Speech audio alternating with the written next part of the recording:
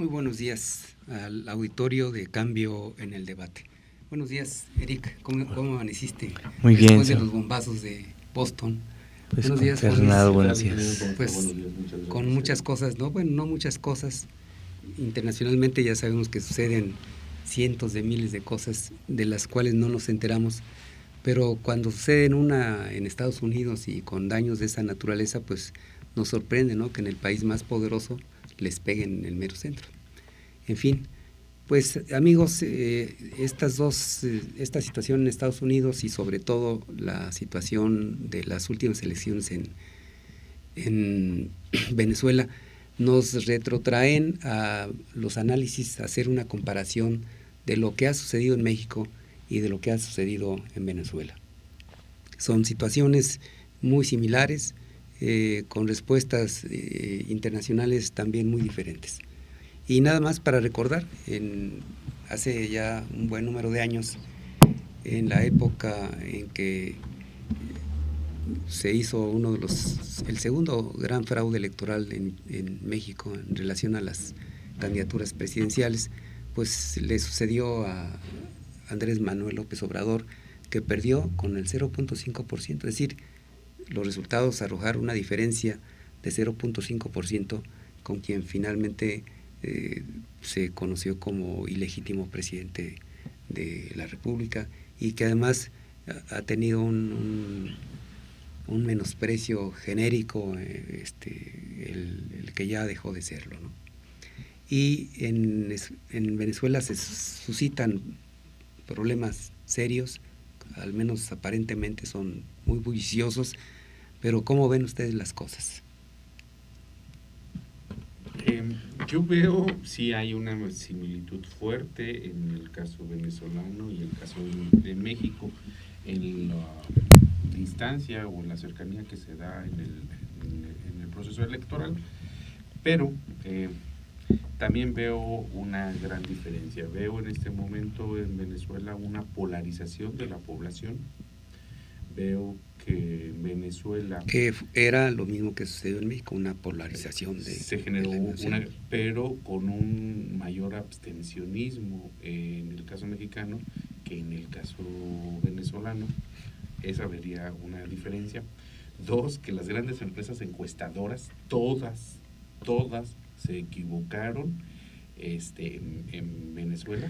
A ver, Eric, tú estás más metido en eso. ¿Cómo que se equivocan los encuestadores? A ver, sí, digo, bueno. Pues yo entiendo que puede haber algunas diferencias, ¿no? Pero abismales como en este caso.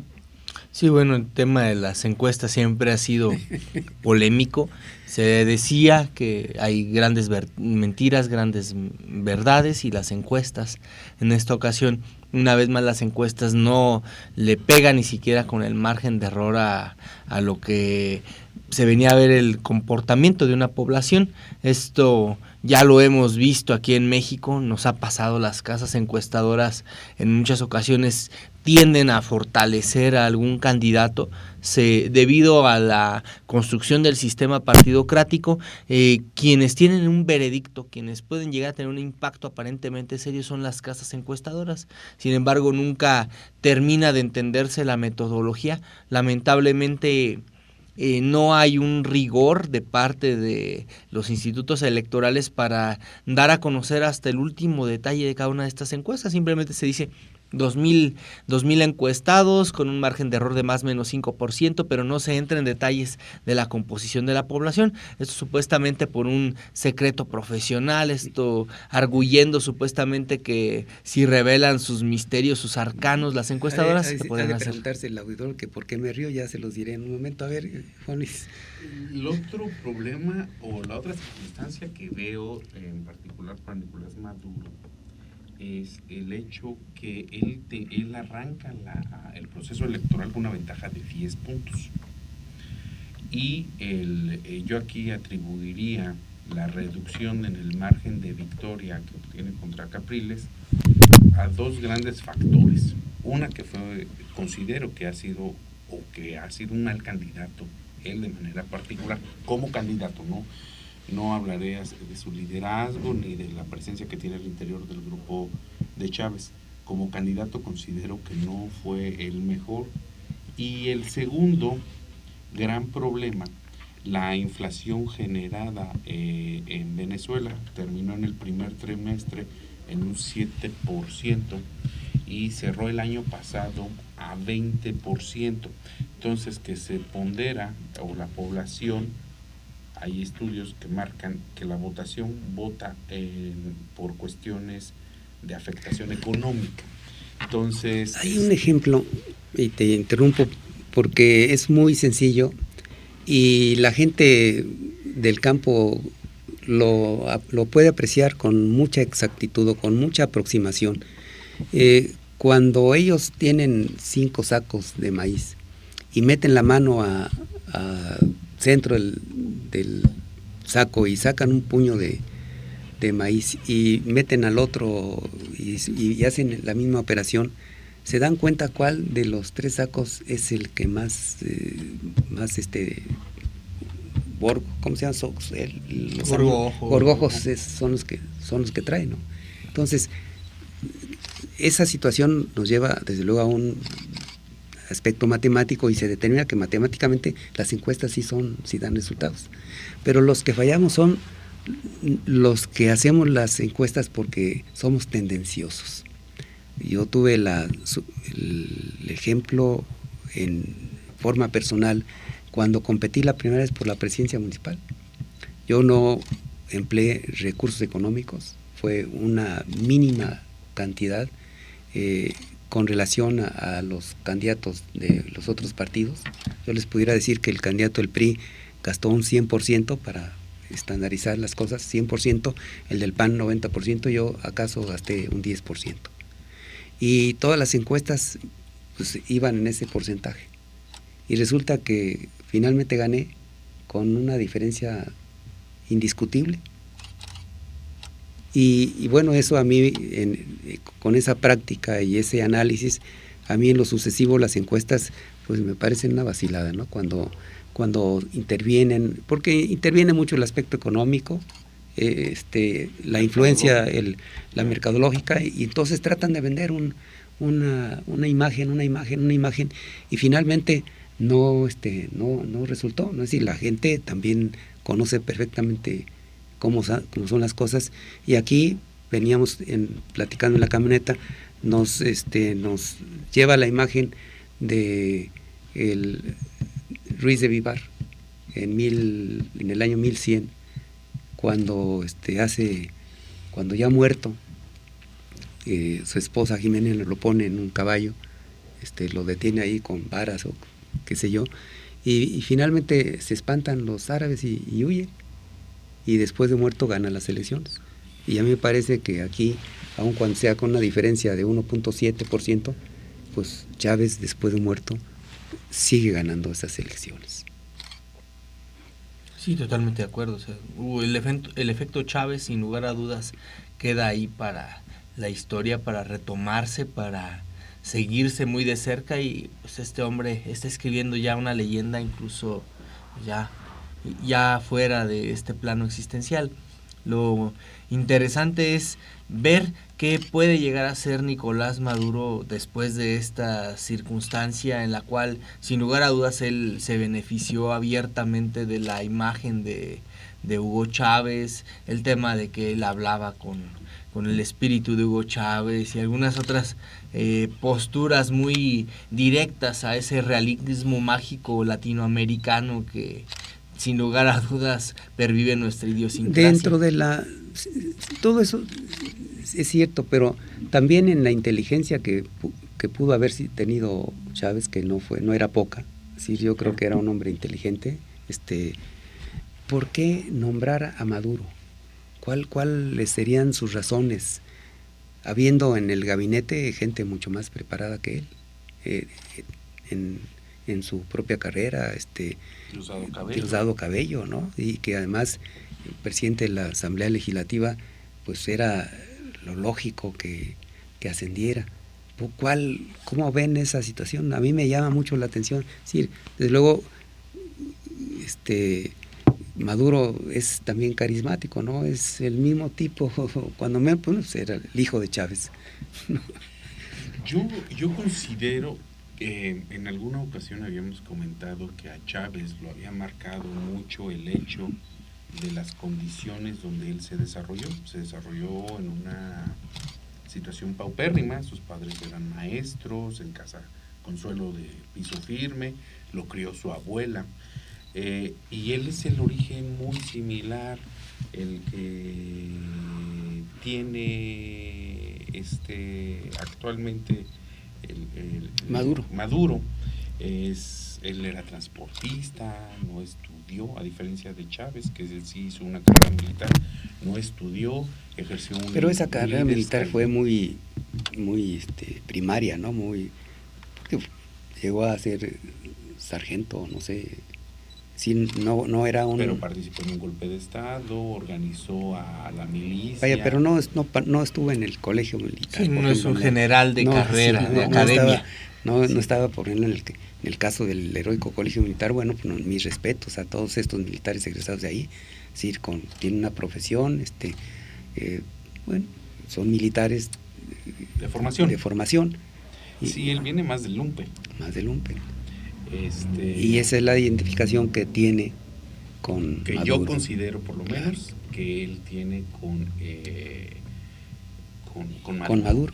A diferencia de Dionisio Cabello, que él sí... Cabello, que él sí estudió, comentaba usted, ingeniero, estudió en Estados Unidos, es general, formado en la escuela militar, es ingeniero, o sea, tiene toda una formación. Ahora, con esta situación que sucede en Venezuela, a mí también me saltan algunos cuestionamientos. Es decir, están en el límite, en el filo de la navaja, diríamos, ¿no? Es decir, ya hay presión de parte de los Estados Unidos, léase OEA, Organización de Estados Americanos, hay presión de España, que bueno, finalmente tienen equipo militar, son una potencia militar también los españoles, y están tan locos estos amigos que pudieran mandar equipo a Venezuela para atacar la República Bolivariana. Entonces esta es una amenaza seria. Pero al mismo tiempo, ¿cuál sería la respuesta que puede dar una gente como Diosdado Cabello, que es el ministro el presidente del Congreso, y con esa preparación militar, y la que puede dar, o la que pudiera dar, en el supuesto caso de que los papeles se hubieran invertido, de que Diosdado hubiera sido elegido por Chávez, ¿no? Entonces, la elección se dio... Es más bronco Maduro, es decir, Maduro viene con ese origen del lumpen, el deseo de cambio, de cambiar radicalmente, y Diosdado, bueno, más, supongo yo, más conciliador. Entonces, ¿cómo ven ese panorama para Venezuela? Es decir, complejo, creo que no es Norcorea, por muchas razones, no es Norcorea. Desde luego, alejado de esa situación. Sí, no hay equipamiento atómico, no para poder poner a dudar a una potencia como Estados Unidos o al bloque europeo. Sin embargo, bueno, tiene un activo muy importante que es el petróleo. Creo que tienen que ser muy sagaces, más que en la política de seguridad, en la manera de comunicarse y de relacionarse con el resto de las naciones. Es decir, si tienen que seguir una conducta muy inteligente. Totalmente. Muy inteligente, y abstener, es decir, aguantarse de muchas cosas que les digan. Sí, porque hay un botín, o sea, ¿qué le pasó a Irak? Yo creo que el país más semejante a Venezuela en estos momentos no debería ser Norcorea ni Latinoamérica, es Irak. Es decir, ¿por qué? Porque tiene un gran tesoro petrolífero, y en cualquier momento puede llegar a venir una invasión preventiva. Puede llegar a venir quien busque restablecer la democracia. Y ya sabemos que los Estados Unidos no se paran en mientes.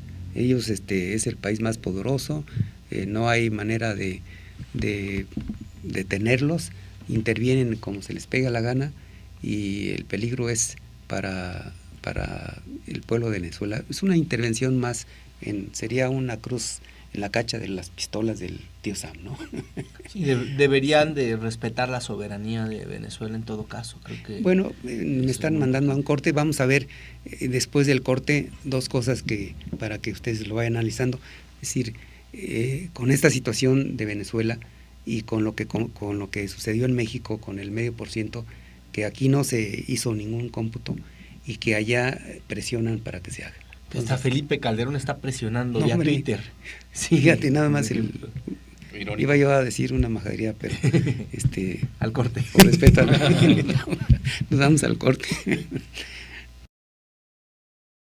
Un fraude, un robo descarado. Bueno, pues hemos estado comentando aquí mientras hubo el cambio algunas cosas que a mí me gustaría que tú continuaras con ellas, Eric, porque ya en esta etapa hay presiones para que haga un reconteo de la votación y bueno, quienes hayan contado la primera vez, pues si se equivocaron debió haber sido por un medio punto, cuando mucho, ¿no?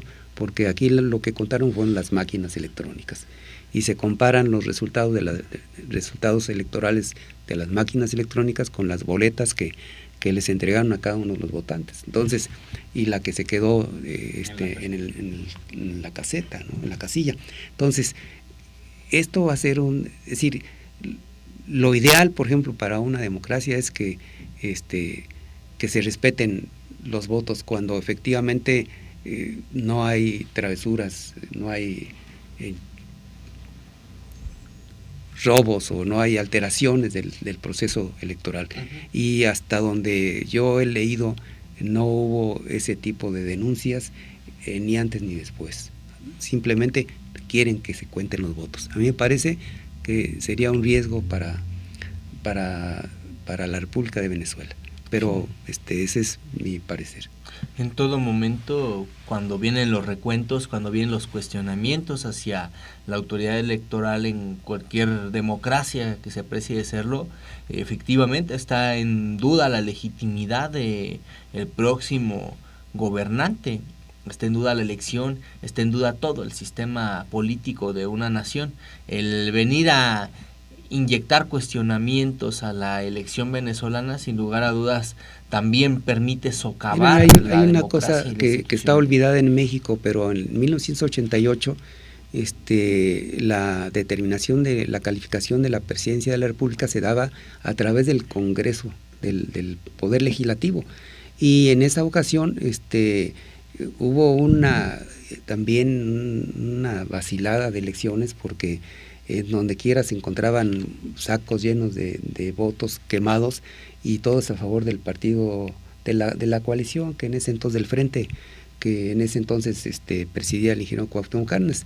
Entonces, esos robos de urnas, esa quema de boletas que se dio en muchas partes y que fueron públicas y notorias, permitieron que no ganásemos la mayoría en el Congreso, y es decir, que los diputados con mayor votación, que eran nuestros, figurasen como minoría, como determinantes, es decir, como directores del comité electoral que calificaría la elección y daría el resultado. Entonces nos roban, fue público todo esto, roban, queman boletas, destruyen, etcétera, y se apropian de la cabeza del comité electoral que iba a determinar la validez de la presidencia, y entonces imponen a Carlos Salinas de Gortari. En Venezuela no me he dado cuenta yo de que se haya suscitado eso, es decir, hasta en este momento empiezan a aparecer detalles, ¿no? Enrique tiene algunas quejas que son hechos menores sobre Enrique Capriles sobre el llenado de urnas, pero son las menos. O sea, yo considero que no va a tener un gran problema Maduro en solventar el proceso electoral. De hecho, hoy, si no me equivoco, el Consejo Electoral venezolano ya le dio el triunfo, independientemente a que se genere, y ya va a tomar protesta el día de mañana, no sé cuándo. Independientemente a que se genere el conteo. Maduro planteó que, pues bueno, él había ganado, que tiene una ventaja de 300,000 votos y que realmente no le importa si se genera el conteo, que eso me da a mí alguna certeza de que tiene sus datos y que no va a haber mayor problema. Aquí lo interesante es, después de la polarización que se genera en el proceso electoral venezolano, ¿qué papel va a jugar el ejército? ¿Qué papel van a jugar el gobierno de los Estados Unidos, el gobierno de los Estados el gobierno Unidos español? Yo creo que el de los Estados Unidos es muy claro, en donde una desestabilización o un frente Pero más fíjese a qué nivel curiosa. mundial puede incrementar los precios, y el máximo consumidor de petróleo son ellos. Entonces, de manera indirecta, el más perjudicado con la compra de cara del petróleo vendrían siendo ellos. No, a lo Ellos- mejor ya hay un contrato ahí. Puede haber ganador. Sí, Hay puede contratos de ganar. futuro, ¿no? De Sí, futuro, claro. y entonces ya pero sí. lo que yo veo es que esto puede se puede darse una intervención por parte de los Estados Unidos, pues así han sido, bueno, Venezuela, Jamaica, Panamá. sí, pero aquí también lo Guatemala, interesante es que Vietnam. a pesar de que la OEA determina o recomienda que se hagan ese conteo, la mayoría de los países latinoamericanos están felicitando a Maduro. Vamos a esperar. A mí me preocupa Sí. particularmente México. Bueno, ya. México ya Ya también, bueno, porque Pero al interior, porque no. en el caso del partido en el poder en México, pues tampoco pueden decir, pues es que si nosotros no lo contamos en el 2006, pues pues, tampoco allá. ¿Pero a qué me refiero en México? Me refiero a Felipe Calderón, el expresidente que está en Boston y que se pronuncia a favor de un recuento de votos y que, pues bueno, cuando él mismo se opuso y todavía usó la Es que es un desvergonzado, ¿no? expresión Además, aquella de haya sido como haya sido, sí. ¿con qué calidad moral al día de hoy viene a decir esto? Pues esto es muy interesante y lo que va, como dijo el genio de Güemes, ¿no? Lo que va a pasar, y lo que no va a pasar, no va a pasar. Pero indiscutiblemente que Venezuela está en una etapa de transición que tiene muchos problemas. Comentábamos que a mí me parece que está en la misma situación de México, guardada con la proporción de la población, son muy diferentes. Aquí tenemos 100 y tantos millones de habitantes, pero que hay similitudes, y que en el caso de Venezuela, pues la condición en la que recibió Chávez el país eran terribles, pero no sé si tengas tú algunas estadísticas, pero era muy Recibe Chávez, cuesta arriba. Venezuela con casi 24 millones de habitantes, lo entrega con 29, casi 30 millones de habitantes. La inflación venezolana sí ha sido elevada, bastante elevada, ahorita está en un 31%. Y aquí recordaríamos que nosotros tuvimos... La recibió en un 31 y ahorita está en un 23. Sí, y recordemos que nosotros pasamos aquí por una situación similar.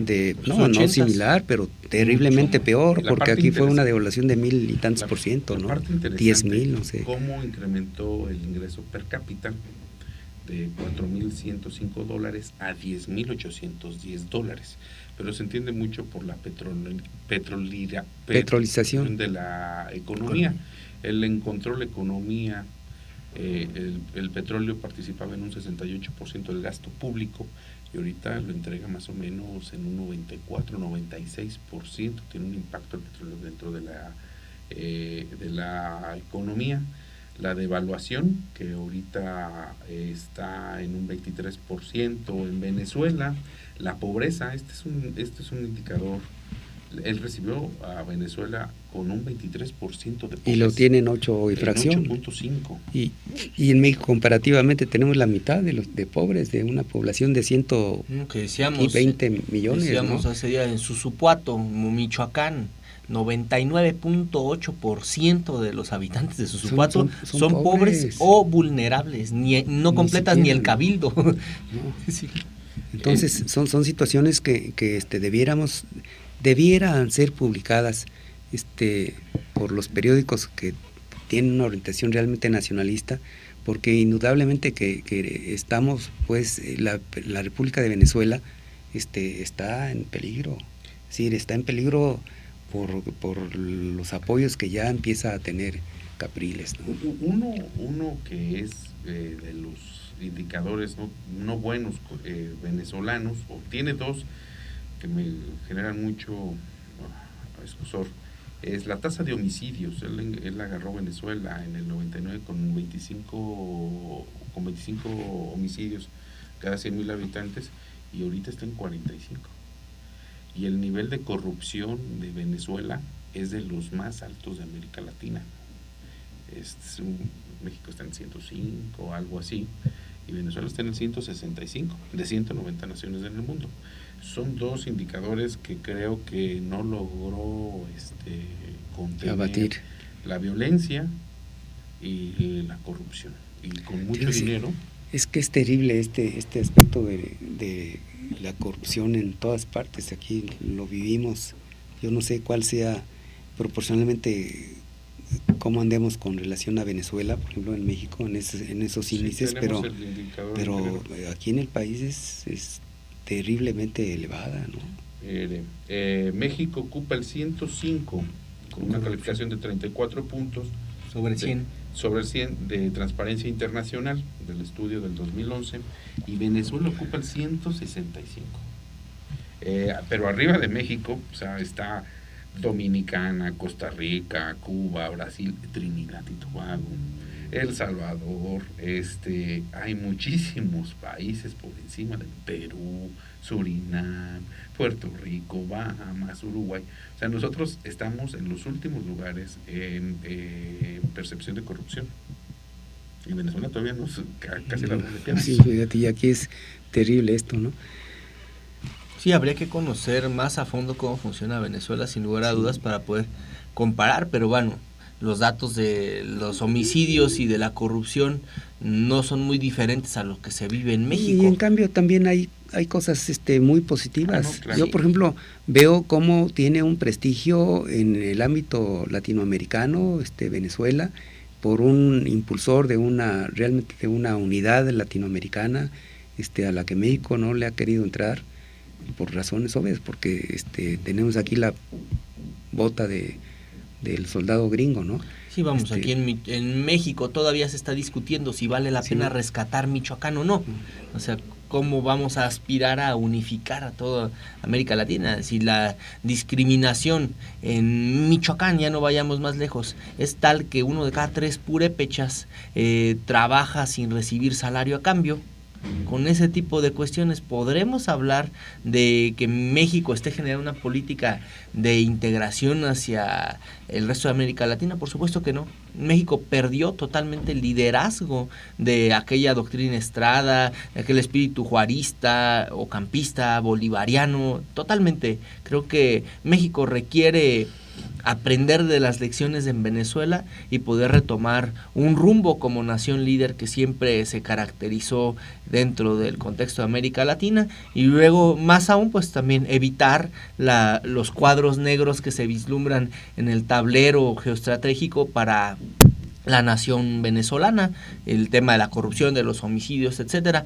Pero cómo a pesar de eso se puede generar una política de desarrollo social que abata la pobreza. Creo que es muy importante extrapolar esa lección y traerla a Michoacán. Aquí en el 99 México se invertía el 36% en inversión social y pasó al 62%. Entonces se entiende el por qué se incrementaron el empleo, porque se redujo la pobreza, se redujo el déficit nutricional infantil, se invirtió.